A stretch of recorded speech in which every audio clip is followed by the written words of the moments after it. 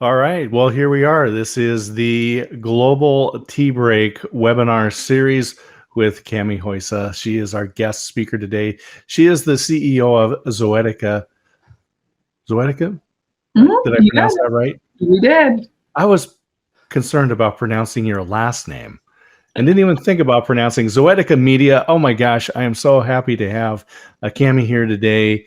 And she has a new presentation. This has not been given before. This is just for you, the first time here for the Global Tea Break. For those who aren't able to attend live, we will have this recorded and available on the Global Tea Break website. And thank you to Alan Hennessy, my partner in the Tea Break, for all of his work on the website, on building the community. It's just a great partnership. And Cami, I'm going to let you go ahead and tell your story. So I'm going to jump out of the screen here and let the world see you. So thank you and welcome. Thank you so much, Scott and Alan. You guys have built an amazing community. So I love that I get to talk about community with community builders. That's amazing to me.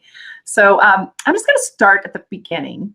When I first started my business, which was way back in 2002, a couple of years into it, I started to try to find out to start my business. And I had my child, my first child, who's sitting right here beside me at the computer. You can tell this was a long time ago because you see how thick the bezel is on this computer. But I was really excited because it was like state of the art back then. And Kyler is sitting there looking over my shoulder, but he is now 17 years old and he's going to be a senior in high school. So this photo actually kind of makes me feel old. But when I started my business, I was like a lot of new entrepreneurs.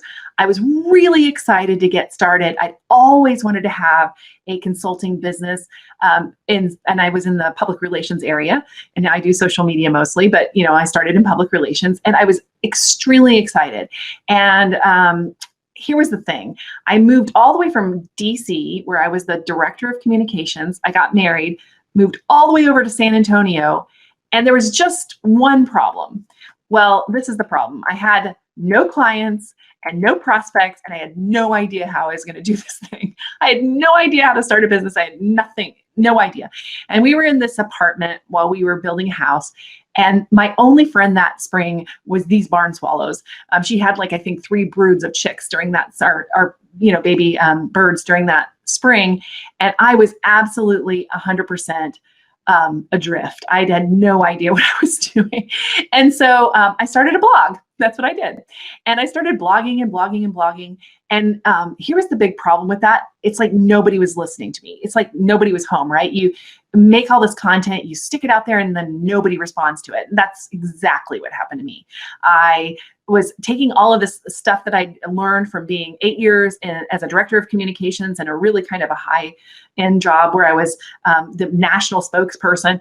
And I was trying to share all of that. I thought, I have all this stuff to share.